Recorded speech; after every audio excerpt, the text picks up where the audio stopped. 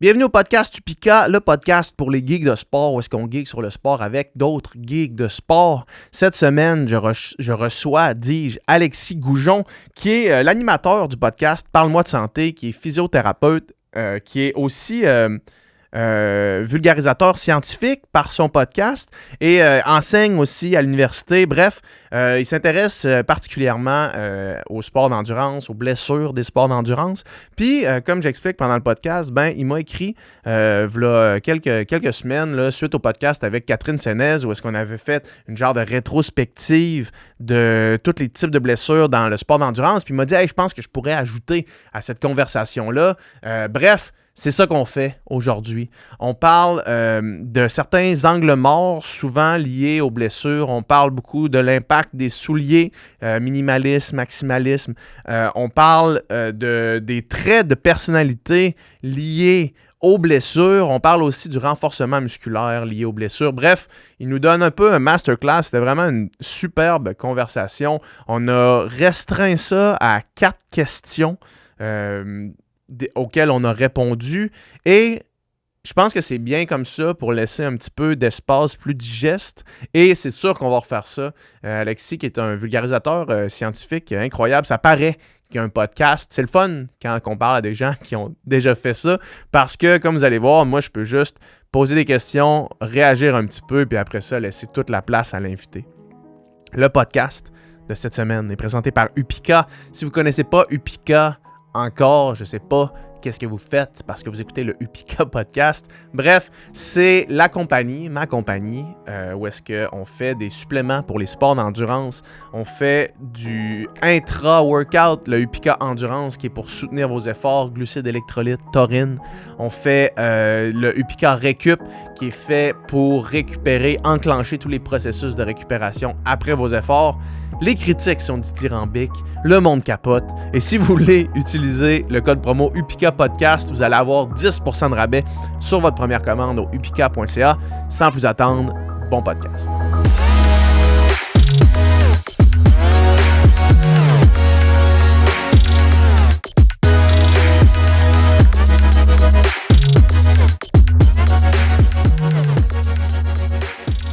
Écoute, ça roule. Yes, on est parti. On est parti aussi simplement que ça. Mise en contexte pour les gens qui nous écoutent, on s'était écrit. Ouais. Peut-être 6 mois, un an. Petit bout, ouais, les choses vont vite. Moi, ça m'arrive souvent là, de comme, hey, on devrait faire de quoi? Ouais, puis là, il y a 1 million d'affaires qui se passent, puis finalement, à un moment donné, comme là, on se retrouve, puis on se parle. Mais tu m'avais écrit suite au podcast que j'ai fait avec Catherine Sénez, yes, en disant « Hey, je pense que le message, c'était les nombreux messages parce que tu m'as envoyé des messages vocaux. Puis c'était « Hey, bon podcast, mais je trouve qu'il y a des angles morts un peu par rapport aux blessures. » Puis toi, c'est un peu ta spécialité, si on veut. Puis tu me parler un peu de ton background avant qu'on en revienne à la raison pour laquelle on est ici aujourd'hui. Ouais, de façon simple, moi je suis physio. Ouais. Fait que je suis principalement clinicien. Là, j'ai gradué en 2018. Fait que mon quotidien dans la vie, c'est de voir des patients qui ont des blessures, des douleurs. Fait que blessures musculo-squelettiques, là, les douleurs physiques. Puis vraiment une clientèle très variée. Fait que je vois des sportifs parce que moi je fais du sport d'endurance. Fait que je vois du monde qui ont les mêmes intérêts que moi. Mais je vois aussi monsieur, madame, tout le monde qui ont des maux de dos chroniques. Tu sais, vraiment de tout. Puis avec le temps, je me suis beaucoup spécialisé en lien avec les douleurs chroniques. Fait que autant chez les sportifs que chez les gens, monsieur, madame, tout le monde. Fait que ça, c'est de l'aspect clinique, tu sais, je vois aussi des commotions, des problèmes vestibulaires, d'étourdissement, bref, toutes sortes d'expertises qu'on peut avoir en physio. Puis en parallèle à ça, j'ai un podcast où je fais de la vulgarisation scientifique. J'enseigne un petit peu à l'université dans le programme de physio, dans le programme de médecine à l'Université de Montréal. Je fais beaucoup d'enseignements en formation continue, fait que je forme des physios, des médecins, je donne des conférences, je suis présent dans des congrès. Fait que, tu sais, j'ai un chapeau, disons, assez équilibré entre la clinique, le monde de la vulgarisation scientifique, le monde de l'enseignement. Puis, tu sais, j'ai un intérêt envers la recherche, fait que j'intègre ça un peu dans ma pratique. Mm-hmm. Puis, tu parles de sport d'endurance. Ta pratique de sport, ça ressemble à quoi ces jours-ci? Ouais, moi, en fait, je suis un fondeur, fait que je fais du ski de fond de compétition, tu sais, sur le circuit de la Coupe des maîtres du Québec. Fait que ça, c'est depuis en haut de 10 ans. Fait que ça, c'est pas mal de septembre, mettons, à fin mars. Puis, je fais de la trail, fait que depuis la 2020. La transition naturelle de fondeur à trailer. Puis, exact. La transition encore plus naturelle, 2020, vers la trail. Ouais, exact. Non, c'est fou l'essor qu'a connu ce sport-là. C'est drôle, j'en parlais justement hier avec Alexis Lepage, qui est un triathlète. L'épisode va sortir, on en a parlé pendant le podcast. Okay, l'épisode va sortir dans soit avant ce qu'on enregistre là ou peut-être un petit peu après. Mais bref, ce qu'on parlait, c'est justement de l'essor majeur du trail autour de la COVID. Ouais. Puis après ça, parce que j'ai posé la question, juste pour reculer encore d'un pas, j'ai posé la question, comment ça se fait qu'il y a un intérêt aussi marqué ces jours-ci pour le triathlon? Parce qu'on le voit beaucoup, tu ouvres ton feed Instagram, puis tous nos influenceurs préférés, à commencer par moi, se mettent au triathlon. T'sais. Il y a un hype. Il y a un hype autour de ça. Mais il y a un hype pour le sport d'endurance en général. Oui, vraiment. Clairement. Sauf que moi, j'ai demandé d'un point de vue triathlon, puis lui, il dit, ben, c'est parce que j'ai l'impression qu'en 2020, beaucoup de monde se sont mis à trail, puis le chemin comme traditionnel vers le triathlon, c'est des gens qui se mettent à la course, courent trop, se blessent, commencent à faire du vélo, font « Hey Chris, dans le fond, je vais faire du triathlon. » Ouais, exact. Fait que ça peut nous amener aussi vers notre conversation qu'on Ouais, va avoir aujourd'hui. Parce que, de un, il y a beaucoup de blessures dans le monde du sport d'endurance. Exact. Fait que c'est ça. Ski de fond l'hiver, Ouais. trail l'été, je fais du vélo de route aussi, Ouais. plus pour faire du remplissage de volume puis faire des belles balades. Ouais. Puis je fais du beach volley compétitif qui a juste pas rapport avec le sport d'endurance. Ouais. T'es un grand gars, fait que ça. Ouais, c'est ça, exact. Fait que ça, c'est plus pour l'aspect combler mon désir compétitif technique. C'est un sport qui est très technique. Je comprends. Fait que ça ressemble à ça. Fait que, tout ça pour dire que tu m'as écrit pour dire, hey, je pense qu'il y a certains angles morts. Parce qu'avec le podcast avec Catherine, on allait vraiment. Je voulais faire les 3 sports. C'est ça, un overview. Les trucs les plus fréquents qui pouvaient se passer, les blessures les plus fréquentes qu'elle voyait. Ouais. Puis je pense qu'on l'a bien fait quand même. Mais tu mentionnais qu'il y avait certaines affaires avec lesquelles tu étais soit plus ou moins en accord ou que tu trouvais qu'on n'avait pas abordé de façon assez précise ou qui méritait qu'on pourrait apporter une nuance. des nuances, c'est ça. Ouais, parce que c'est vraiment tough de faire une bonne... En fait, c'est tough d'aborder toutes les nuances possibles sur un sujet. Puis tu peux pas faire ça à chaque épisode. Ben non, anyway. c'est ça. Des épisodes de 1 heure. Voilà, surtout si tu fais un survol. Fait que voilà, je me suis dit, crème, on peut jamais assez parler de blessures puis de douleurs. Puis moi, je suis un gars passionné de ça. Fait que c'est ça. Fait que je t'ai demandé de me sortir une couple d'affaires que tu voulais qu'on parle. Puis on en a ciblé une couple. Puis voyons qu'est-ce qu'on a le temps d'aborder. Là. Puis une des premières choses, c'était... la différence. En fait, qu'est-ce qui, au-delà du trop de millage, trop vite, peut créer des blessures, spécifiquement à la course à pied? Ou est-ce que c'était quelque chose qu'on parlait beaucoup? Ou est-ce que on se disait, bon, ben, la course à pied, le plus grand facteur de blessure, c'est la quantification du stress, puis de comment on va trop vite dans un stress trop élevé. Ben, écoute, je te lance là-dessus. Ouais. Qu'est-ce qui, pour toi, nécessite une nuance ou une explication un petit peu plus développée sur... au-delà du trop vite, trop Au-delà du trop vite. Too much, too fast. Exact, c'est ça. Ben, tu sais... Puis encore là, moi, j'ai toujours tendance à challenger l'idée du trop vite parce que, puis tu sais, Blaise Dubois de la Clinique du coureur va vraiment mettre ça de l'avant, puis énorme respect pour Blaise. Moi, je suis en accord avec la majorité de ce qu'il dit. C'est son cheval de bataille, principalement. Exact. Puis il a raison parce que en général, c'est un outil qui est vraiment facile, la quantification du stress mécanique, pour faire de la gestion de blessures, de la gestion de douleur. Mais tu sais, les études en tant que telles qui s'intéressent à regarder c'est quoi qui cause des blessures chez les coureurs, ou même chez les sports en général, c'est vraiment pas si clair qu'on réussit à dire que les gens ils en font vraiment trop vite, puis que c'est ça qui cause les blessures. Fait que, tu sais, de façon générale, puis, tu sais, une des meilleures études qu'on a, c'est Jean-François Escuyer, qui est à la Clinique du coureur aussi, qui travaille en collaboration avec Blaise. Lui, c'est leur leader recherche et développement. Fait que c'est lui qui gère tout ce qui passe en termes de science, en termes d'articles, qui fait la vulgarisation, qui lead leur stratégie de recherche. Ils ont fait une revue systématique. En fait, ils supervisaient une revue systématique 2021, si je me trompe pas. Puis, ils ont juste regardé, grosso modo, est-ce que les paramètres d'entraînement, ça cause les blessures? Fait que, tu sais, on regarde vitesse de course, intensité, volume, nombre de kilométrages, fréquence, etc. Même les pentes, c'est courir sur le plat versus monter, descendre. Puis grosso modo, la conclusion de cette étude-là, c'est qu'il y a juste des résultats mitigés à savoir si ça a un lien avec les blessures. Fait que quand on l'étudie vraiment puis qu'on regarde les études, ben c'est ça le problème qu'on a, c'est qu'on n'est pas capable de dire que si t'en fais trop vite, tu vas réellement te blesser. Les nuances que j'apporterais, c'est que quelqu'un qui débute dans un sport, c'est clair que ton corps n'a aucun antécédent d'adaptation mécanique au stress qui va être demandé dans le sport, tu sais, versus si tu viens du soccer où il y a déjà de la course puis tu te mets au triathlon, tu as déjà un background sportif qui peut te permettre d'en faire un peu plus. Fait que les gens qui partent de rien, probablement que, évidemment que le dosage est une bonne idée.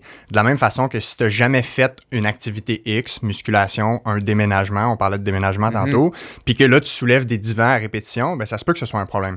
Fait que pour des gens qui sont pas habitués à un stress mécanique X, oui, le dosage mécanique progressif, c'est toujours une bonne idée. Puis moi, je le recommande aux gens, même si on n'est pas capable de prédire que ça va prévenir leurs blessures. Fait que ça, c'est le premier angle mort. Ouais. Puis l'autre angle mort qu'on a, c'est que des choses plus générales, plus outside the box, que les gens pourraient appeler des fois un peu plus holistiques, comme la nutrition, la quantité puis la qualité de sommeil, tous les facteurs hormonaux, les facteurs psychologiques, on va en reparler tantôt probablement, les enjeux en lien avec les traits de personnalité, les défis dans la vie personnelle que les gens ont.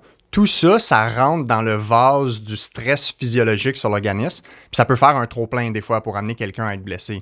Fait que le classique, c'est un coureur qui vient me voir puis qui dit « J'ai absolument rien changé, mais là, j'ai une nouvelle douleur au tibia, genre un style périostite. » Puis tu creuses, puis ça fait 6 mois, il a changé de job, il y a un stress au travail, il dort moins bien, puis t'es comme, ben, t'as pas augmenté la quantité d'eau dans ton vase, mais ton vase, il a rapetissé parce que tu dors pas, puis t'es stressé. Fait que là, tu peux avoir un trop-plein. Fait que ça, c'est le genre d'angle mort que les gens oublient, qui, à mon avis, sont souvent peut-être même des meilleures recommandations dans la prévention puis dans la gestion des blessures, mais sans oublier le dosage du stress mécanique qui est quand même optimal à faire, tu sais. Ouais. Fait que de ce que j'entends, en fait, c'est que si tu as la possibilité et les capacités d'avoir une récupération ou une vie hors sport qui est à la hauteur de la quantité de stress que tu exerces par la pratique du sport, techniquement, tu devrais éviter les blessures à moins d'avoir un choc traumatique qui là les douleurs traumatiques, c'est ça. C'est une autre affaire. Les douleurs traumatiques, c'est une autre affaire, c'est pas. Fait que j'aurais tendance à être en accord avec toi, mais la seule exception, c'est qu'il y a juste l'aspect du hasard. Tu sais, des fois, je dis, genre, en anglais, là, pain makes no sense. Tu sais, la douleur a juste, des fois, pas de sens. Puis des fois, il n'y a pas de raison. Des fois, c'est juste un hasard. C'est tellement complexe ce qui explique pourquoi quelqu'un a une douleur. Puis, tu sais, on pourrait même parler de la différence entre une blessure versus une douleur. Tu sais, c'est pas toujours associé, ces enjeux-là. Mais grosso modo, tu sais, si, en général, tes facteurs plus d'habitude de vie en lien avec l'entraînement, qu'on sait qu'ils sont importants pour la performance. Tu sais, tout le monde parle de nutrition, sommeil pour la performance, mais les gens en parlent un peu moins pour la prévention, gestion des blessures. Mais grosso modo, ce que tu nourris pour ton organisme, c'est aussi ce que tu vas nourrir pour la qualité de l'entraînement, mais aussi pour être capable de répéter des qualités dans un organisme physiologique qui va être équilibré puis qui va être bien, tu sais. On en a parlé beaucoup de la nutrition avec Elissa Legault. Je sais pas si tu as entendu notre épisode, là, qu'elle a été diagnostiquée du RED. Exact, Puis la nutrition ou du moins le manque de nutrition a causé réellement des enjeux sévères. Exact. Tu sais, quelqu'un qui se blesse à répétition en sport d'endurance, tu sais, surtout des trucs comme des vraies blessures structurelles, tu sais, des fractures de stress à répétition, tu sais, tendinopathie à la limite, tendinite, parce que c'est peut-être un lien structurel, quoique c'est pas super clair, mais surtout, mettons, des blessures comme des fractures de stress à répétition, c'est sûr qu'il y a quelque chose de déséquilibré entre l'apport de récupération puis l'apport de dépenses. Fait que, tu sais, tout l'enjeu autour du RED est vraiment plus abordé maintenant. Les professionnels de la santé sont mieux formés, mais c'est encore méconnu puis peut-être pas géré de façon optimale encore. Donc, pour les fractures de stress, qui est probablement le truc... du moins la blessure la plus fréquente en course à pied. Là, c'est pas si fréquent tant que ça. Ah non? Non, c'est genre 5-10% des blessures. Ah ouais, OK. Ouais, fait que, mais c'est la plus grave, j'imagine? Ben, quand tu es dans les fractures de stress à haut risque, parce que tu as deux types, tu as les fractures de stress à bas risque puis à haut risque. Puis la seule différence, c'est qu'il y a certains os dans le corps que quand il y a une fracture de stress, sont moins bien vascularisés puis ils peuvent mener à des complications comme un os qui va réellement comme devenir une fracture plus comme complète, là, ou avoir un os qui va moins bien guérir parce qu'il est moins bien nourri par le sang. Fait que eux, c'est les plus sévères, mais les fractures de stress à bas risque, on gère ça comme une tendinopathie, une tendinite, une entorse de cheville, c'est une quantification du stress mécanique, puis récupérer l'ensemble de ce qu'il faut faire pour revenir à la normale.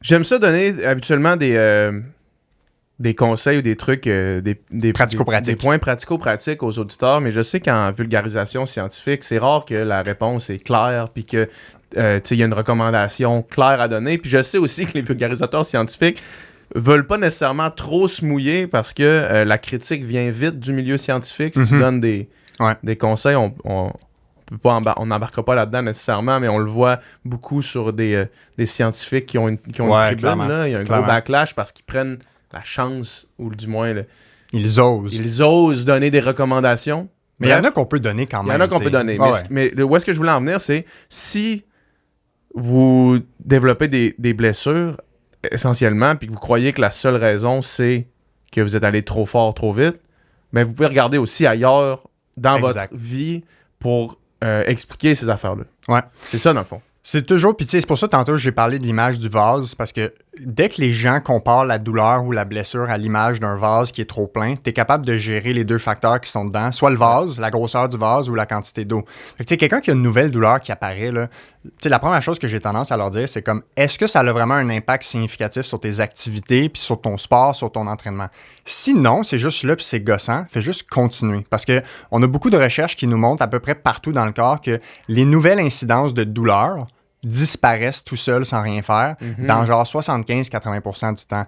L'enjeu, c'est que tous ceux qui parlent de leur blessure, c'est ceux pour qui ça part pas. Ouais. On appelle ça un biais de sélection ou un biais du survivant. T'sais, les gens qui gardent la douleur, c'est eux qui vont en parler. Ouais. Mais pour chaque 2 personnes qui vont t'en parler de leur douleur à l'épaule, à la natation, t'en as 8 autres que c'est apparu, ça a duré 3 semaines, ils ont continué en gérant leur volume, puis pouf, c'est parti tout seul. Ouais. Ça, c'est la première chose que je leur dirais. S'il n'y a rien de majeur, continuez.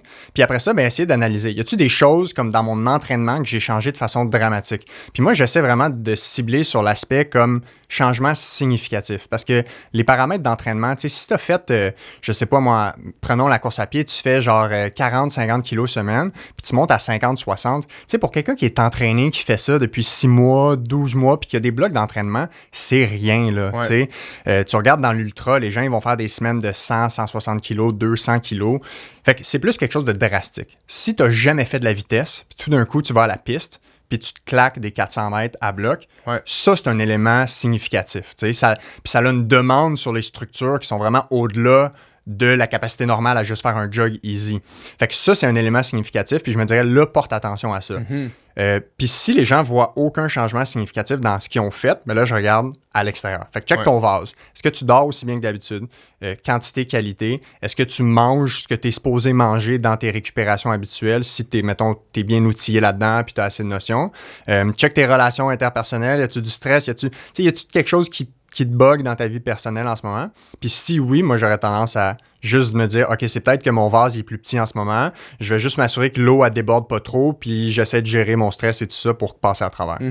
C'est vraiment une bonne image, puis ça illustre très bien ce que tu es en train d'expliquer. Ouais, tout à fait. Puis je trouve toujours chez quelqu'un, comme quelqu'un qui vient me voir en clinique, on trouve toujours c'est quoi? C'est soit le vase trop petit, soit le verre trop plein. C'est rare qu'il n'y a rien. S'il n'y a rien, c'est juste que les gens ont peut-être pas assez de recul sur la situation. Pour être capable de voir qu'est-ce qui est... Puis ils reviennent 2 semaines après, puis ils sont comme « Hey, tu sais quoi? J'ai pensé à ce que tu m'as dit, puis oui, il y a ça, tu sais. » Fait que... c'est ça. Une fois que tu leur dis, ils retournent chez eux, puis là, ils réalisent que finalement, ils dorment pas parce qu'ils ont un enfant. Quand ils sont allumés la nuit à penser à ça, c'est comme crime, c'est vrai que je dors pas. C'est ça, dans le fond, qui se passe. Ah, OK, cool. Très cool. Un autre point que je voulais qu'on aborde, c'est les souliers. Parce que les souliers, ça fait beaucoup jaser. Beaucoup de marketing autour des souliers, beaucoup de... Énorme. Beaucoup de... Encore une fois, pour revenir à ce que je te disais tantôt de comment le triathlon, c'est trendy, tu ouvres ton feed, puis il y a quelqu'un qui est en Alpha Fly en train de faire un jog relax. Plaque de carbone moi, j'ai beaucoup de commentaires par rapport à ça, mais je vais m'en passer pour l'instant. Mais qu'est-ce qu'on remarque par rapport aux souliers? Parce que là, il y a évidemment... la clinique du coureur qui tend vers le minimaliste beaucoup dans ce qui prône. Après ça, on a les compagnies de souliers qui prônent beaucoup vers l'énorme chaussure, coussiné, la botte de construction. Puis parallèlement à ça, on a les plaques de carbone qui sont extrêmement efficaces à une certaine vitesse, mais qui aussi, j'imagine, ont leur désagrément quand vient le temps de courir relax. Je te lance sur le soulier. Ouais, il y a plein de choses à dire sur le soulier. Je pense que la première grosse catégorie de nuances qu'il faut faire, c'est est-ce qu'on parle de performance ou est-ce qu'on parle de prévention ou gestion de blessures? Fait que on peut faire les deux parce que les deux sont intéressants. Commençons par la performance. C'est tellement nouveau, tout ce marketing puis le développement de la chaussure. Il y a clairement une effervescence croissante sur la chaussure dans les dernières années. Puis les athlètes professionnels sont maintenant utilisés comme panneaux publicitaires. Fait qu'il y a beaucoup d'opportunités marketing pour les marques. Fait que tout ça pour dire que quand on parle de performance, en ce moment, c'est trop nouveau pour dire qu'on a des conclusions très solides à savoir si ça aide ou non. Je peux dire ce qu'on sait en ce moment, au meilleur de mes connaissances. Puis, je lis régulièrement la littérature sur le sujet. J'ai fait une petite revue dans les dernières semaines en préparation avec ça. Fait que si on parle de performance, le facteur numéro 1, en ce moment, ça devrait être le poids du soulier. Ouais. De façon très simple. Si on parle d'économie de course, l'économie de course, c'est la quantité d'énergie, d'oxygène que tu utilises pour te déplacer. Fait que tu veux être le plus économique possible pour être le plus performant possible. Fait que le critère numéro 1, ça devrait être le poids. Et pas loin en égalité, ça devrait être le confort. Parce que si tu n'es pas confortable dans ta chaussure, tu ne vas pas être capable d'avoir ta mécanique de course adéquate pour performer. Puis si tu n'es pas confortable, tu vas peut-être te blesser. Puis si tu te blesses, tu ne seras pas performant. Fait que numéro 1, c'est le poids. Après ça, si on rentre là-dedans, les foams, les plaques de carbone, en ce moment, on n'est pas capable de dire que la plaque de carbone de façon isolée ou le foam de façon isolée sont vraiment le facteur qui améliore l'économie de course. Mm-hmm. Parce que ce qu'on voit dans les études, c'est que les gens, ils vont prendre une paire de chaussures avec une plaque de carbone, puis on va être capable de mesurer qu'il y a une amélioration au niveau de l'économie de course, par exemple. Mais il y a une étude qui a aussi coupé en morceaux la plaque de carbone pour voir si c'est vraiment la plaque ou le fait que le soulier soit plus léger, plus confortable, puis peut-être même un effet un peu grandiose placebo. Parce que n'importe qui a touché à des souliers de plaque de carbone, les compagnies, ils font pas juste mettre la plaque de carbone sur leur soulier d'entrée de gamme. Ils font le soulier le plus léger que tu as jamais pris dans tes mains. À 375$. À 375$, mais ils mettent tout... toute la R&D, non seulement juste la plaque de carbone du fond, mais toute la R&D au complet dans ce soulier-là, pas au détriment des autres, mais pour la performance. Ouais. Et le marketing est autour de ça. Tous ces facteurs-là qui vont dans ce soulier-là. Ouais. Fait que en ce moment, on n'est pas capable de dire que la plaque elle-même, de façon isolée, c'est ça qui a un effet sur l'économie de course ou sur la performance. Mais, mettons que je mets une bémol, je comprends que ça doit être difficile à isoler pour une étude à large éventail. Mais pour avoir couru avec ce type de soulier-là, à des vitesses, tu sais, mettons, autour de 3,20 du kilo, sur une piste, ferme. Sur surface ferme, ça a une incidence. Là, ou du moins, le soulier en a une réelle. Mettons que je faisais... moi, je courais avec New Balance. Ouais. Je courais avec les New Balance Fuel Cell Rebelle, qui sont comme leurs souliers les plus rapides... et les plus légers avant plaque de carbone. Puis, le même soulier qui est le même foam, mais la plaque de carbone un petit peu plus léger, ce soulier-là, sur la piste, à la même intensité, c'était quand même...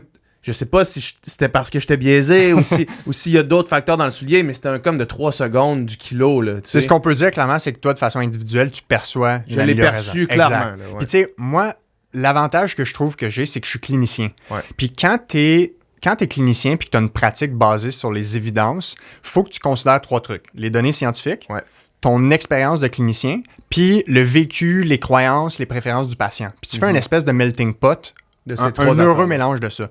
Fait que moi, cliniquement, ce que tu me dis, je l'observe. Mes athlètes qui courent avec des plaques de carbone me rapportent exactement ce que tu dis. Ouais.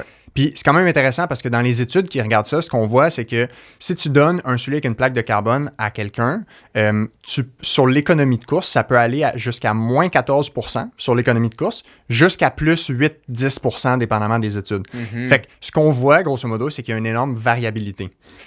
On remarque aussi que les gens chez qui ça avait le plus d'effet, c'est les gens qui étaient le plus confortables dans le soulier. Ouais. Fait qu'encore une fois, le lien avec le confort. Fait que moi, ma recommandation aux gens, c'est comme si tout ce que tu fais ailleurs est bon, puis que toi, tu perçois que la plaque de carbone a un effet positif, moi, j'ai aucun problème avec ça. Je suis pas dans une guerre contre les plaques de carbone, mais les gens qui pensent que cet outil tout seul va les amener dans le top 10 de leur course, alors que le sommeil est sous-optimal, l'entraînement est un peu tout croche, puis la nutrition est broche à foin, ben, tu sais, tu mets pas tes œufs dans le bon panier. Ou en tout cas, bref, c'est pas ça l'expression, là, mais tu mets pas ton argent à la bonne place de façon majoritaire. Mais les gens qui ont déjà fait le 80-90% de base efficace, pourquoi pas? Mais en ce moment, on le sait pas sur la performance. Puis ça, c'est l'autre enjeu, c'est que l'amélioration de l'économie de course, c'est pas clair que ça se transmet dans la performance. Parce que l'économie de course qu'on mesure, c'est comme moins de consommation d'oxygène chez les gens, mais c'est pas clair que sur un 400 mètres ou sur un marathon ou demi-marathon, que le temps, qui est vraiment la performance, que ça va s'améliorer. Fait qu'on le sait pas. Mais ça va être intéressant de suivre les études dans les 10 prochaines années. Les études, idéalement, qui sont pas financé par les marques parce que ça prend des études indépendantes. Oui, je comprends. Fait que ça, c'est ce que j'aurais à dire sur la performance en lien avec le soulier. Je comprends. Puis si je peux, j'imagine, avancer une hypothèse certainement, que tu pourras me ramener si jamais c'est pas le cas. Moi, venant de la natation, quand il y avait les super suits, c'est les maillots qui ont été bannis en 2009, puis maintenant, il y a pas l'équivalent, mais maintenant, il y a eu de la réglementation, mais il y a quand même des maillots de compétition que tu mets en compétition. Il y a une vitesse où est-ce que ça change rien. Puis la même chose en vélo, quand tu veux être le plus aérodynamique possible, il y a une vitesse où est-ce que ça change rien. C'est à partir d'environ 30 km/h. Fait que j'ai l'impression que les souliers, à moins que je me trompe, j'ai l'impression qu'il y a aussi une vitesse que la plaque de carbone. Mais admettons qu'on dit qu'il y a un effet positif, un effet positif de la plaque de carbone.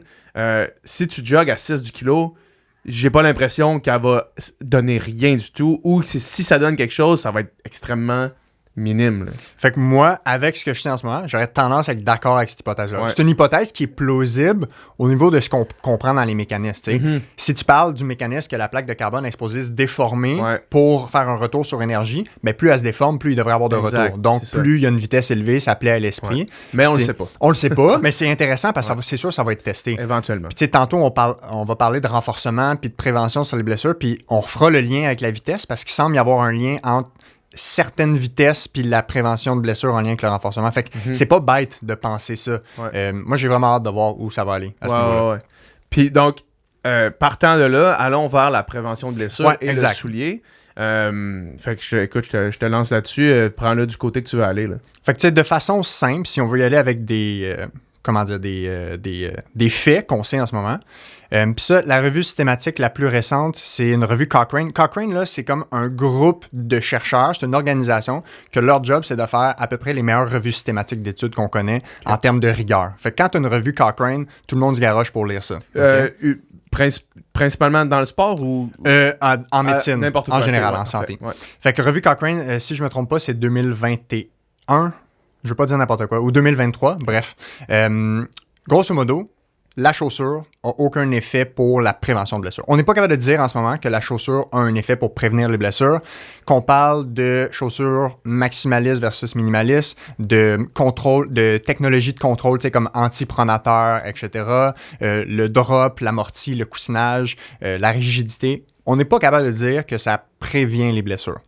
Ce qu'on sait par contre, c'est que les gens qui ont une chaussure maximaliste, donc plus ta chaussure elle est grosse, un gros coussin, ce qu'on observe comme conséquence sur le comportement du coureur, il y a plusieurs choses qu'on va observer. Un, ça va ralentir la cadence. Ouais. Fait que le nombre de pas par minute que les gens font, ça va ralentir. Puis on sait que de ralentir une cadence, ça semble pas être une bonne idée en course à pied. On essaie d'avoir une cadence qui est plus élevée, 170, 180, 190. 180, là. Pas par minute, c'est ça. Fait que ça, c'est un des impacts qu'on voit. Si tu mets une grosse chaussure dans le pied de quelqu'un, ça ralentit la cadence de façon naturelle. Sauf si la personne, elle s'entraîne à courir à une bonne cadence avec le soulier.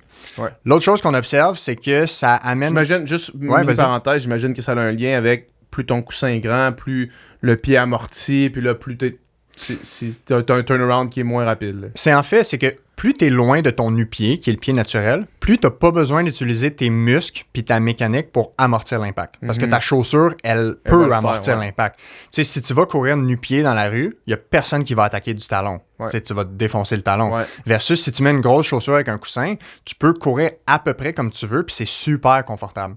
Mais ce qu'on voit, c'est que ça augmente la vitesse de la force d'impact sur les articulations. Fait que quand on a une grosse chaussure, ça augmente le stress sur le genou, sur la hanche, sur le dos. Puis ça, on a la même chose si on ralentit la cadence un petit peu. Ce qui n'est pas nécessairement automatique de causer des blessures.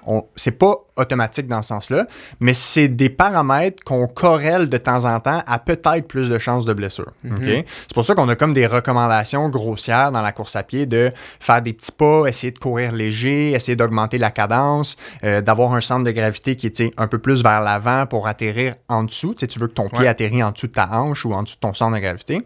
Fait que quand tu as une grosse chaussure, ça réduit la cadence, ça augmente les forces d'impact au niveau des articulations. traction, ça augmente l'angle entre le pied et le sol. Fait que tu sais, si tu attaques le sol avec ton talon, ton pied est pointé vers le haut, ça fait un grand angle. Puis ça, cet angle-là, ben, ça crée ce qu'on appelle des phases de freinage. Fait que tu vas freiner ta course, puis ben, techniquement, quand tu cours, tu veux avancer. Fait que là, tu as comme des vecteurs mathématiques qui sont en désaccord. En désaccord, exactement. Fait que même pour l'efficacité de course, peut-être que c'est ordinaire.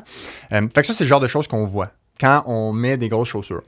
Plus on a une chaussure minimaliste, plus on a tendance à voir que les gens ils font des petits pas, ils sont plus légers, ils vont faire moins de bruit, ils vont avoir une moins grande vitesse de la force d'impact, fait que moins de bruit au sol, puis moins de charge au niveau des articulations. C'est pas automatique que ça prévient les blessures.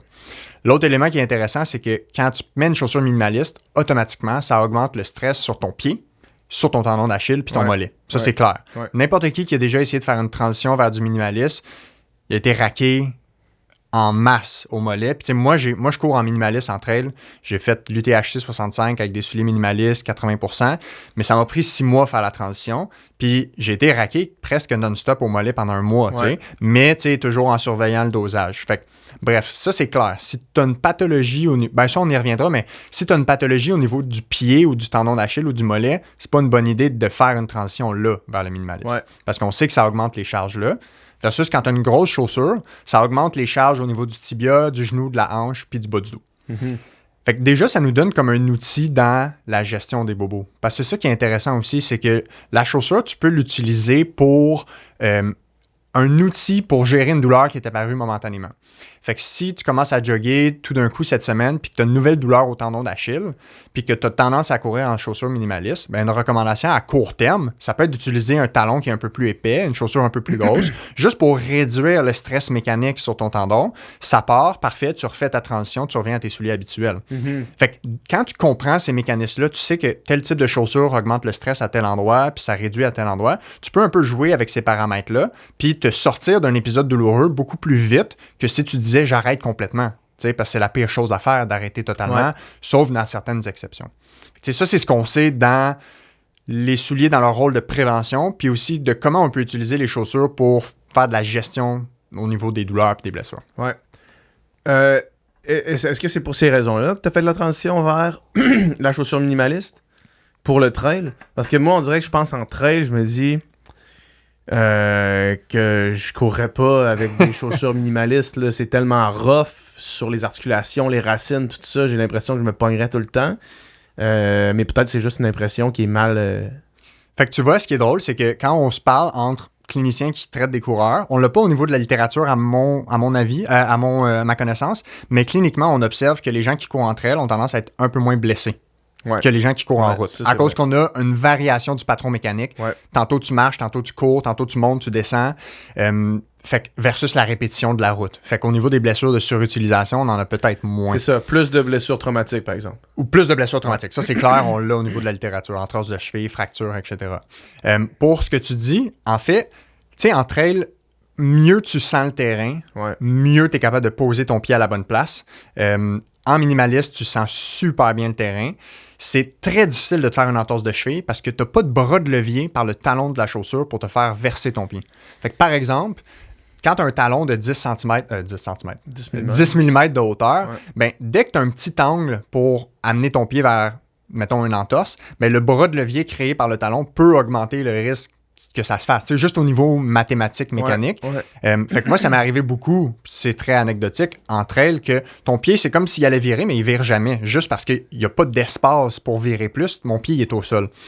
Fait qu'à condition de faire une progression puis une transition qui est très progressive, qui est bien dosée, pour vrai, là, maintenant, c'est des pantoufles, courir en souliers minimalistes. Puis, comme je disais, j'ai fait l'UTHC, là, je fais le QMT en fin de semaine, 50, tout en souliers minimalistes. Depuis 4 ans, je fais juste toute ma trail, c'est juste en souliers minimalistes. Mais il faut vraiment avoir fait une transition. Puis, moi, ça me fait bien. Il faut l'essayer pour les gens qui veulent arriver là. Il y en a peut-être qui ne réussiront pas à s'adapter. Moi, je challenge les gens à savoir qu'ils sont peut-être juste pas assez patients pour que ça se fasse. Mm-hmm. Puis, moi, comment je fonctionne, c'est que j'alterne vraiment beaucoup mes souliers de course. Mm-hmm. J'ai des souliers dédiés à certains types de sorties. C'est-tu recommandé, pas recommandé, neutre? Parce que je m'adapte comme pas vraiment, mais en même temps, je m'adapte complètement tout le temps. Fait que c'est quoi la... En fait, ça semble être une bonne idée. On a quelques études qui ont démontré que les gens qui ont une rotation dans leurs chaussures semblent réduire un peu leur risque de blessure. Mais on n'a pas une tonne d'études là-dessus, mais la tendance en ce moment, c'est que ça semble être une bonne idée. Ce qui est clair, par contre, c'est que je recommande aux gens que la chaussure qui est utilisée pour le jour J, pour l'événement, d'être très bien adaptée à ça. Fait que, tu sais, les intensités, les gens qui font du pace marathon ou les gens qui font, bref, peu importe, quand tu fais de l'intensité qui ressemble à ta course, tu veux être sûr que ton cerveau se rappelle bien de la chaussure, que ta pose de pied est bien ancrée. Tu veux que la mécanique de course soit comme automatique dans cette chaussure-là. Mm-hmm. Puis, qu'en est-il de la fameuse plaque de carbone? Parce que quand tu écoutes, mettons, je sais que c'était Charles Philibert Thibouteau qui est venu au podcast, qui là vient de se qualifier pour les Olympiques en fin de semaine. Qui lui dit que la grosse différence depuis qu'il y a les Super Shoes, c'est que après avoir fait des gros trainings sur les Super Shoes en carbone, il est capable le lendemain de pas être trop pété, de pas être trop raqué, de plus enchaîner les entraînements comme ça. Qu'en est-il au niveau de la science? Est-ce qu'on sait qu'est-ce que ça peut représenter, ça, pour la diminution, j'imagine, du raquage et des blessures? Ouais, si ça pouvait prévenir, mettons, ce qu'on appelle les douleurs musculaires liées à l'entraînement. Ouais. C'est une bonne question. On n'a pas encore la science pour nous dire oui ou non par rapport à ça. Tu sais, au niveau, encore une fois, pour le moment, c'est plus la réponse des gens au niveau individuel. Fait que si lui perçoit une différence, tant mieux, puis parfait. Tu sais, ouais, c'est vraiment le plus que je pourrais me prononcer. On sait tellement pas. J'aimerais ça avancer des trucs. On entend aussi dire que ça peut endormir le pied si tu te cours trop dessus, mais ça je serais vraiment que je pense pas que ça se peut, honnêtement. Je me baserais sur les études qu'on a au niveau, mettons, dans le dos. Dans le gym, les gens qui lèvent avec une ceinture, les gens, ils pensent que ça endort les muscles abdominaux. On n'a pas ça. Pour endormir des muscles, il faudrait que tu portes un corset autour de ta tête pendant 6 mois. Ou, l'inactivité physique ou l'alitement. Puis quand tu es en train de faire des répétitions de 1200 mètres à bloc, tu n'es pas en train d'endormir. C'est ça. Pieds, si tu t'alites à l'hôpital, ça endort les muscles, mais je serais pas inquiet avec ça. Mais on n'a juste pas assez de science pour ça. Par contre, si je reviens sur les souliers minimalistes, ce qui est intéressant, c'est que si peut-être c'est un bon moment pour transitionner vers le renforcement puis la prévention de blessures, mais il y a un lien avec le pied parce que techniquement, puis on a quand même une donnée qui est très à jour. Là, en début 2024, en janvier, il y a une revue systématique méta-analyse qui est sortie de WHO, c'est un groupe britannique et américain. Puis eux, ils ont testé à savoir qu'est-ce qu'on sait en ce moment sur les gens qui font des exercices de renforcement pour prévenir les blessures en course à pied. Puis eux, ils ont spécifiquement regardé les sportifs d'endurance. Fait que c'est vraiment intéressant. Ça nous concerne. Ça nous concerne. Puis techniquement, si on a une réponse honnête en ce moment, c'est que est-ce que du renforcement, ça prévient les blessures? C'est genre, on le sait pas vraiment. Tendance que pas vraiment, mais avec des exceptions. Okay. Fait que si tu... C'est drôle, ce que tu dis là, c'est une nouveauté pour moi. Là. Ouais, puis je sais que ça clash avec ce que certaines personnes peuvent avancer. Puis je sais qu'il y a des experts dans le milieu de la préparation physique qui doivent être en désaccord. Qui sont probablement en désaccord. Puis c'est là que je vais faire les nuances, OK? Parce que si tu regardes la méta-analyse qui est la plus récente, fait qu'on a toutes les études pertinentes sur le sujet, puis il ne faut pas oublier que là, c'est très spécifique aux coureurs d'endurance, OK? On n'est pas capable de dire qu'on prévient les blessures avec un programme de renforcement. Par contre, ce qu'ils ont remarqué, c'est que si on analysait les études qui ont fait un programme supervisé, eux, on semblait avoir un effet un peu plus significatif. Supervisé, c'est-à-dire le coach est là puis il exact, tu as ton trainer avec toi. Mais ça ne semble pas être un effet incroyable. C'est une légère réduction des blessures. Sur la prévention des blessures. Sur l'incidence de blessures. Fait qu'ils suivent les gens dans l'année suivante, ils regardent qui se blesse, ils comparent les gens qui ont fait un programme versus ceux qui ont juste couru. La nuance qui est importante, c'est que ce qu'ils ont mesuré aussi, c'est que si tu as ton coach qui est devant toi puis qui fait un programme supervisé, ça augmente l'adhérence au programme. Fait que les gens, ils le font plus. Fait que là, est-ce que les gens sont moins blessés parce qu'ils ont fait un programme d'entraînement ou juste parce qu'ils ont vraiment plus fait que les gens qui faisaient rien parce qu'il y a une meilleure adhérence? On ne le sait pas. Par contre, ce qu'on sait avec un très bon papier, ça c'est une étude de Tadé, c'est une étude brésilienne, je pense que c'est 2020. Si tu fais du renforcement du pied, ça, c'est clair que tu as un effet de réduction des blessures en course à pied de tout le cadran inférieur. Fait que pied, genou, hanche, jusqu'au dos. Puis ça, c'est un programme de 8 semaines. Ils ont fait du renforcement du pied. Tu avais comme 8-10 exercices. Puis ils ont suivi les gens pendant 1 an. Ce qui était quand même intéressant parce que quand tu suis les gens 3 mois, 6 mois, c'est comme un peu trop proche de l'intervention. Tu veux savoir est-ce que les gens ont un effet pendant 1 an. Fait que si aujourd'hui, tu pars avec ce programme-là, tu fais 8 semaines de training pour tes pieds, sur 1 an, tu as 2,42 moins de blessures que les gens qui font pas ce programme-là. 2,42, ça veut dire 242% moins? Non, 2 fois moins. C'est un risque relatif. C'est ça, fait qu'il y a 2,42 moins de blessures dans le groupe qui a fait le programme d'entraînement que dans le groupe qui en a pas fait. Puis quand tu parles d'entraînement de pied, c'est de la c'est proprio. Fait qu'il y a plein de choses, tu sais, t'as de l'équilibre sur une jambe, t'as genre des gammes avec les orteils, tu sais, genre lever ton orteil, plier ton orteil, mettre ton orteil sur le côté. T'as un exercice qu'on appelle le short foot, qui est un des exercices les plus étudiés pour le pied. Le short foot, c'est comme si t'essaies de raccourcir ton pied, comme si tu veux creuser ton arche, ok? C'est un exercice très technique, ça demande beaucoup de contrôle musculaire. Moi, je l'enseigne en clinique, c'est super efficace pour les gens qui sont très habiles de le faire. Puis c'est vraiment intéressant, c'est un des seul papier qui a vraiment démontré de façon claire dans un essai clinique randomisé que de faire du renforcement, ça prévient les pathologies. Mais quand tu regardes la somme des études, on n'est pas capable de dire que tu as réellement un effet. Mais le plus gros problème, en fait, puis c'est pour ça que je dis que c'est plus on le sait pas qu'un non définitif, c'est que la qualité des études sont vraiment ordinaires. Puis l'autre problème, c'est aussi la définition de ce que c'est une blessure en course à pied. C'est inconstant à travers les études. Puis c'est drôle parce que depuis 2015, on a un consensus d'experts qui a défini qu'est-ce que c'est une blessure en course à pied pour que les auteurs des études utilisent toujours la même définition. Mais c'est pas toutes les études qui utilisent cette définition-là. Fait que, bref, il faudrait toujours avoir la même définition des études, la même définition de ce que c'est une blessure pour qu'on soit capable de comparer des pommes avec des pommes. Mm-hmm. Puis, ce que tu dis là ne veut pas dire que le renforcement musculaire est inutile en course à pied parce que j'imagine qu'au niveau de la performance, c'est nécessaire. Puis, tu sais, même si on n'a pas les données scientifiques pour dire hors de tout doute que ça prévient les blessures, moi, je le recommande dans un programme général pour quelqu'un qui fait du sport d'endurance. Tu sais, même sortons du sport d'endurance, pour la santé générale, là, tu devrais faire du renforcement musculaire. Ouais. C'est démontré que c'est un des meilleurs prédicteurs de longévité, les gens qui font du renforcement musculaire. De la même chose que ton VO2 max, ton cardio, c'est une des meilleures mesures de longévité. Encore plus quand tu es rendu à un certain âge, en haut de 40 ans, puis que tu es propice à faire de l'ostéoporose, encore plus chez les femmes, autour de la ménopause, les gens qui ont un antécédent de chute avec des fractures. Tu sais, toute cette clientèle-là, ils bénéficient de faire de l'entraînement musculaire juste pour la santé en général. Si on rentre dans le sport endurance, c'est très clair les bénéfices du renforcement musculaire sur l'amélioration de la performance, amélioration de l'économie de course. Puis pour faire un loop back avec ce qu'on disait tantôt, c'est intéressant parce que le renforcement musculaire, le type de renforcement que tu fais, semble pas donner les bénéfices sur la performance pareil pour haute vitesse versus basse vitesse. Fait que si je me trompe pas, puis ça c'est une étude qui est sortie cette année, le renforcement à haute résistance. Fait que tu sais, les gens qui s'entraînent en force maximale, haute charge, peu de répétition, c'est surtout la haute vitesse qui vont gagner en performance. Versus plus de, je pense qu'ils avaient comparé plus la pliométrie. Fait que c'est explosif, mais c'est pas de la force maximale. Eux semblaient beaucoup gagner dans la performance en lien avec les efforts à plus basse vitesse. Mais bref, tu sais, la force maximale, c'est une qualité musculaire à développer chez tout le monde, encore plus dans les sports d'endurance pour les gens qui veulent améliorer leur performance. Et moi, comme physio, pour la prévention des blessures, ça plaît vraiment à l'esprit de croire que ça peut avoir un rôle. Simplement parce qu'on sait que si tu renforces tes muscles, tu as des tendons qui sont plus solides, tu as des muscles qui sont mieux adaptés à prendre une contrainte musculaire, tu as même un effet sur l'os, fait que l'os va se densifier, il va être de meilleure qualité quand tu fais du renforcement.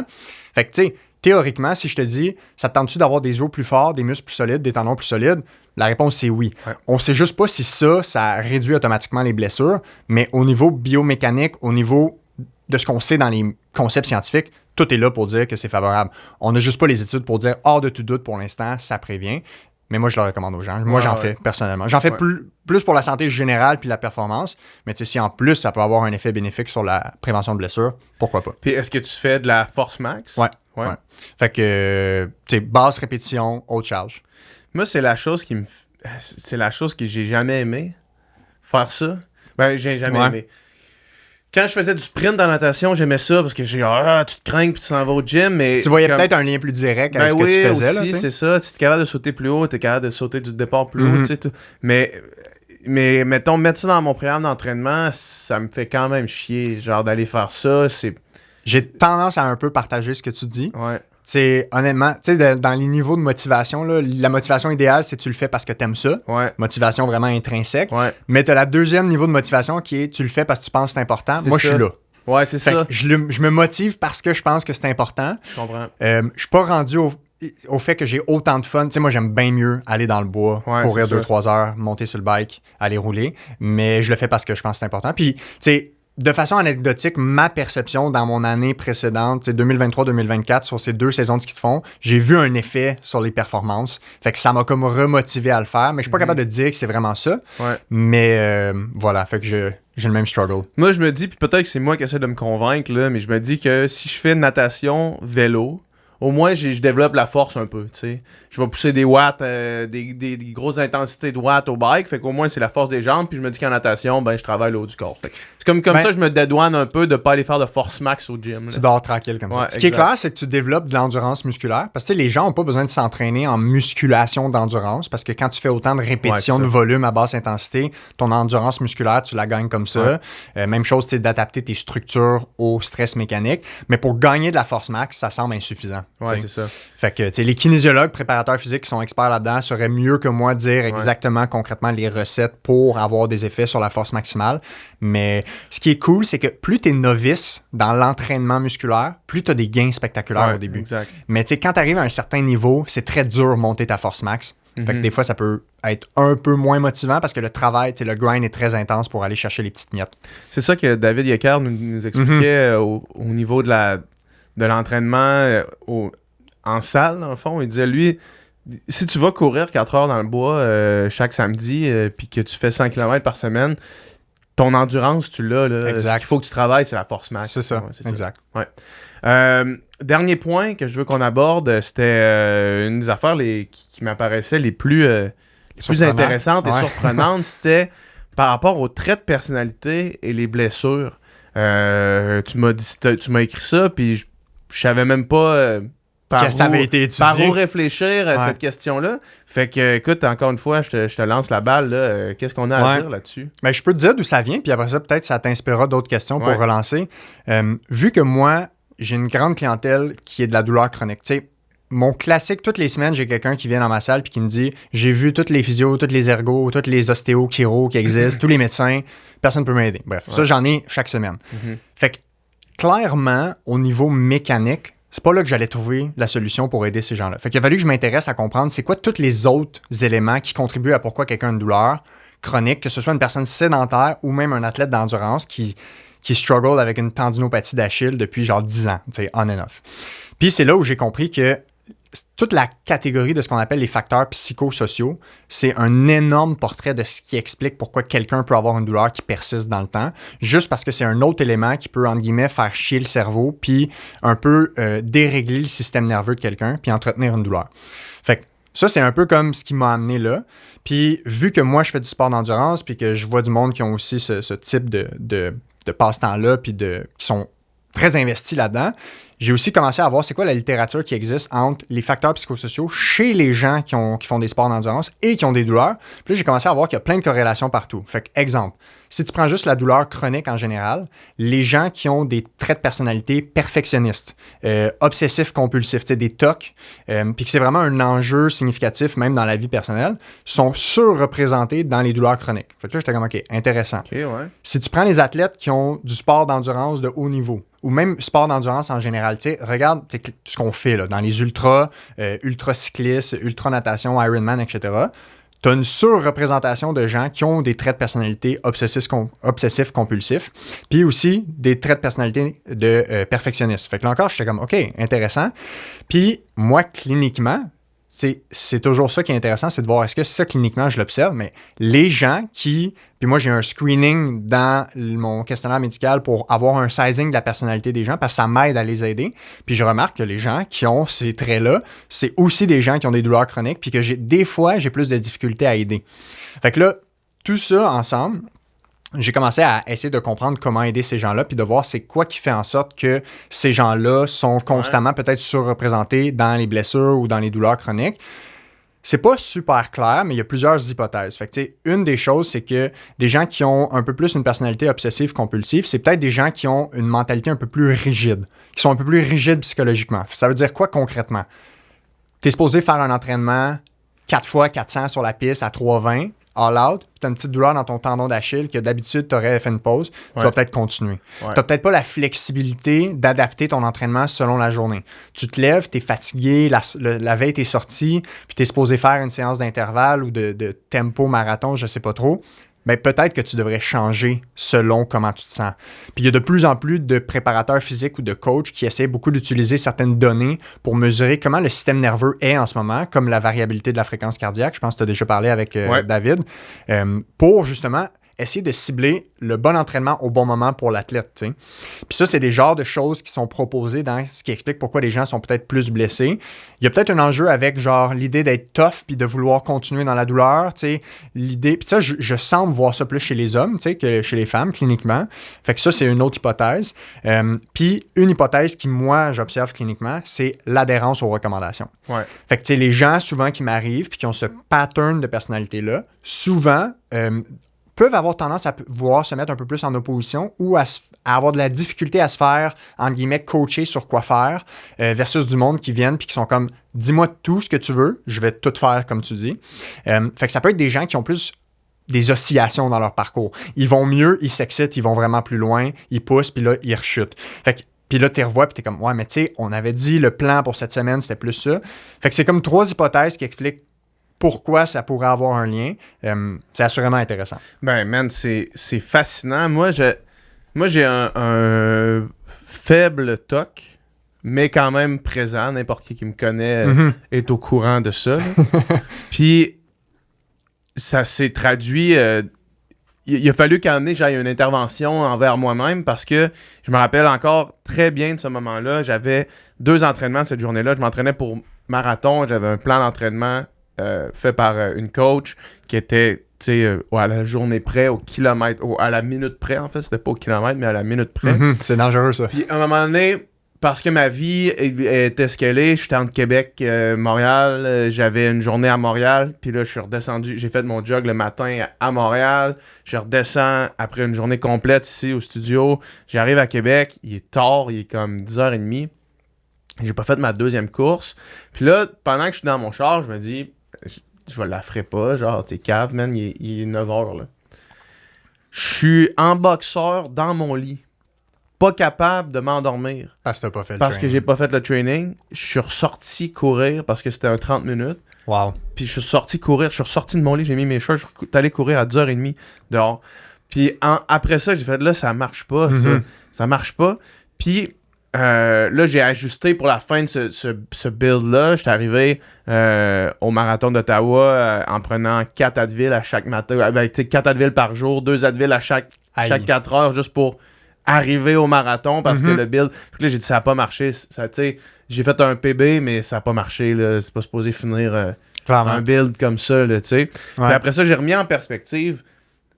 Puis je suis encore dans ce processus-là de me dire... faut que parce que mon TOC, il s'en ira jamais. Si j'ai un entraînement à faire, je vais le faire. Sauf qu'il faut que je modifie mon mindset pour dire le TOC, faut que tu le rediriges vers comment tu te sens à cette journée-là. Ouais, exact. Puis que ça devienne ton obsession. Ça peut devenir une force. Exact, c'est ça. Fait que là maintenant, j'essaie d'être vraiment plus... in tune avec mon corps. J'avais la Oura Ring que j'ai enlevé parce que ça me crée trop d'anxiété. Là, je viens de me repogner le bracelet Whoop pour réessayer tranquillement d'avoir des marqueurs parce qu'avant, ça me jouait trop dans la tête. Là, ça semble être correct. Mais de vraiment, quand je me lève le matin, de faire que mon TOC, c'est ça. Mon TOC, c'est de dire, OK, là, faut que tu fasses le meilleur entraînement possible selon comment tu te sens. C'est ça l'idée, là, tu sais. Puis... Tu fais juste reframer l'histoire. Exactement, exact. Ouais. Puis, ça fait aussi... en fait, c'est aussi... Puis ça peut m'amener un point que je voulais aborder pendant que tu parlais tantôt, qui était les fameux plans d'entraînement, que tu n'as pas de coach à côté de toi. Il y a beaucoup de monde, il n'y a personne qui a un coach qui vient le coacher tout le temps, pratiquement. Là, des gens qui nous écoutent, là, à part des gens qui sont dans des clubs, littéralement, puis encore là, pour avoir été dans des clubs compétitifs, le coach, il t'écoute pas tout le temps. Là. Non. Il t'écoute en fait pratiquement jamais. Ouais.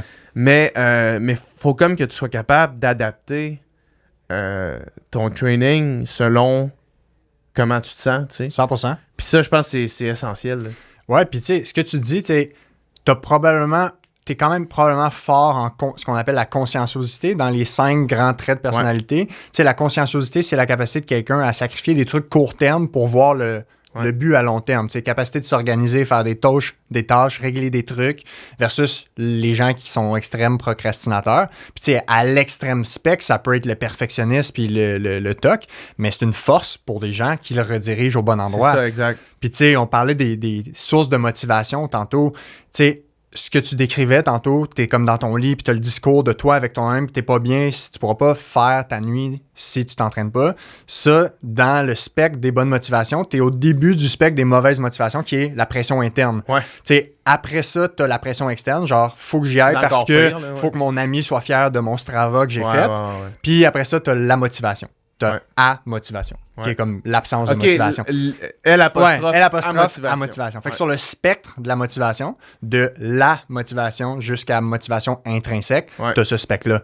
Fait que tu sais, c'est vraiment... Moi, quand les gens ils font du sport d'endurance, il faut vraiment se demander pourquoi tu fais ça.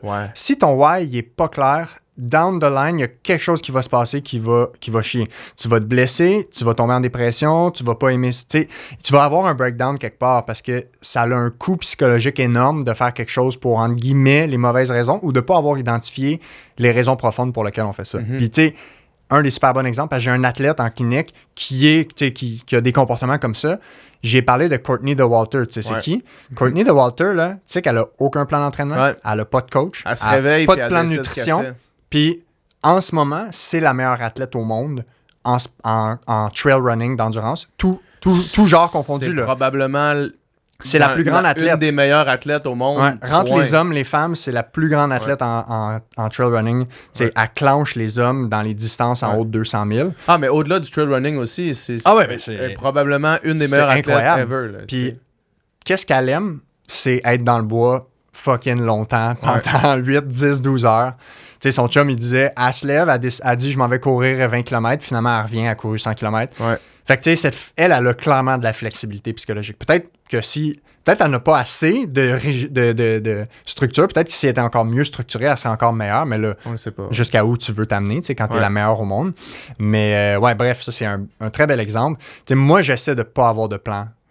Parce que, tu sais, j'ai une job à temps plein. C'est ça, la genre, t'essaies d'avoir des amis. Là, tu parles à du monde qui c'est ça aussi. Mais exact. Le sport amateur, c'est ça. Il y a personne ici qui s'en va aux Olympiques. C'est peut-être quelques-uns. Fait que, tu sais, t'essaies d'avoir une vie, tu vois ta famille, tu vois ta blonde, tu vois tes amis, t'as une job à temps plein, puis en plus, tu veux t'entraîner, tu sais, moi, je m'entraîne 8 à 12 heures semaine, mettons, dans les gros blocs. Mais, tu sais, comment tu veux trouver l'équilibre si tu te mets super grosse pression comme ça? Fait que moi, j'essaie vraiment d'avoir de la flexibilité, puis j'y vais au feeling, puis, tu sais, j'ai vraiment du fun à faire ça. Puis, tu parlais du spectre jusqu'au du procrastinateur en chef jusqu'au TOC. Quels sont les... Est-ce que tu as remarqué des tendances du procrastinateur en chef? Parce qu'il y en a qui nous écoutent qui sont peut-être parmi ceux-là. Là. On parle de quoi? Dans quel contexte? Tu veux dire des tendances en lien avec quoi? Des tendances en lien avec les blessures, en lien avec... non. Ben, en fait, c'est peut-être du...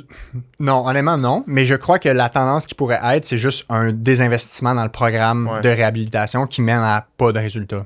Ça pourrait être ça. Mais à ce moment-là, je sais pas si c'est tant la procrastination versus une absence du clinicien physio à établir une très bonne source de motivation pour les gens. Moi, je me suis formé en motivation pour être capable d'avoir des meilleurs résultats en physio. Parce que c'est pas vrai que d'être physio, c'est assez de comprendre puis connaître les blessures. C'est même plus ça, le défi clinique que j'ai à ce stade-ci de ma carrière. C'est de faire adhérer. C'est de faire adhérer aux gens, puis c'est tous les autres facteurs. Fait que les facteurs autres qui n'ont pas rapport avec la mécanique, c'est de faire en sorte que ces facteurs-là soient pas des bâtons dans les roues pour que les gens puissent aller mieux. Je comprends. C'était fascinant, man. Écoute, on va refaire ça, c'est sûr. Ouais, c'est sûr, certain. parce que je pense qu'on a même pas abordé le début de tous les sujets qu'on pourrait aborder. Ouais. C'était vraiment, vraiment top. T'es vraiment bon à faire ça. Ça paraît que tu j'ai fais un ton podcast. Exact. Ouais, ben, tu sais, si les gens veulent en apprendre plus Ouais, là-dessus, c'est ça. plein de sujets qu'on a abordés, j'ai déjà fait des épisodes là-dessus. Fait que, tu sais, j'ai un épisode sur les blessures en course à pied avec Jean-François Escuyer que je parlais. J'ai un épisode sur la course avec Blaise Dubois. J'ai reçu David Jacquer. J'ai reçu François Raymond, qui est le copain de Ève Crépeau, qui fait tout ce qui est préparation physique, musculation. J'ai reçu Nick Leduc-Savard en nutrition du sport. Ouais. Fait que, bref, si les gens veulent écouter ça, c'est Parle-moi de santé sur toutes les plateformes où on écoute. Puis je suis aussi sur Instagram, Facebook au même nom pour faire un petit peu de partage de connaissances puis de vulgarisation scientifique. Très cool. Merci beaucoup, man. Ça fait plaisir. Ciao.